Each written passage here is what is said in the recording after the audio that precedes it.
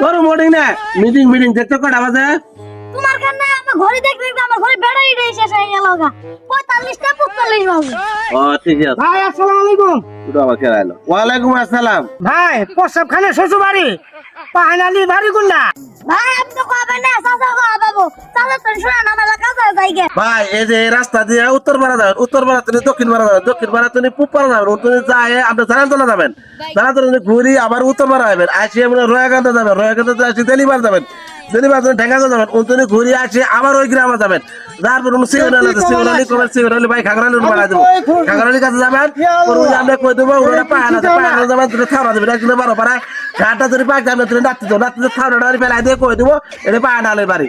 ভাই ভাই কই গেলেন? ও ভাই ভাই ভাই এই যে লাগে বুঝি পরে কোন আমার কোয়া দরকার আমি কইছি।